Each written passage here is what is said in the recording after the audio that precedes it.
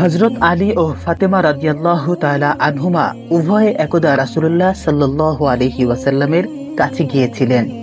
উদ্দেশ্য ছিল সৌজন্যমূলক সাক্ষাৎ করা। সেখানে গিয়ে তারা দেখতে পেলেন রাসূলুল্লাহ সাল্লাল্লাহু আলাইহি ওয়াসাল্লাম অঝরে কান্না করতেছেন। প্রিয় নবীজির কান্না দেখে তারাও কান্না শুরু করলেন। এরপর হযরত আলী রাদিয়াল্লাহু তাআলা আনহু প্রিয় নবীজির কাছে কান্নার কারণ জিজ্ঞাসা করলেন। নবীজি সাল্লাল্লাহু আলাইহি ওয়াসাল্লাম বললেন, মেরাজের রাতে আমি আমার উম্মতের নারীদেরকে জাহান্নামের বিভিন্ন ধরনের ভয়ঙ্কর ও কঠিন আযাবে লিপ্ত দেখেছি, যা স্মরণ করে আমি কাঁদছি। মহানবী হযরত মুহাম্মদ সাল্লাল্লাহু আলাইহি ওয়াসাল্লাম নারী জাতির কয়েকটি শাস্তির কথা বর্ণনা করেছেন।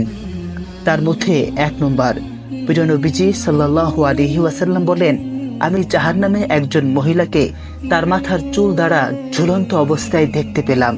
ওই সময় তার মাথার মগজ ফুটন্ত পানির ন্যায় টগবগ করে ফুটছিল।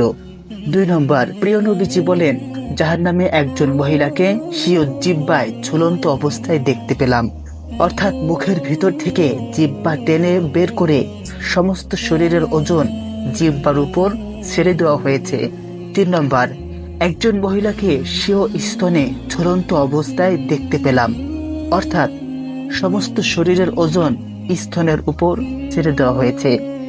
4 নম্বর, প্রিয় নবীজি সাল্লাল্লাহু আলাইহি ওয়াসাল্লাম বলেন, একজন মহিলাকে তার পদযুগল বক্ষে এবং হস্তদ্বয় ললাটে আবদ্ধ অবস্থায় জাহান্নামের শাস্তি ভোগ করতে দেখলাম।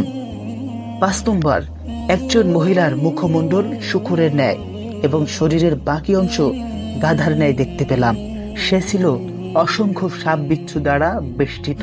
6 নম্বর, নবীজি সাল্লাল্লাহু আলাইহি ওয়াসাল্লাম বলেন, একজন মহিলাকে কুকুরের আকৃতিতে দেখতে পেলাম, যার মুখের ভিতর জাহান্নামের আগুন প্রবেশ করে মলদ্বার দিয়ে বের হচ্ছিল।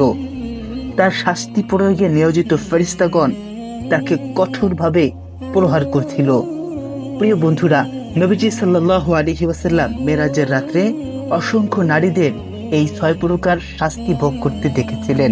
কি কারণে এ সমস্ত মহিলাদের এই ভয়ঙ্কর শাস্তি দেওয়া হচ্ছিল তা আমরা আমাদের পরবর্তী ভিডিওতে আলোচনা করব।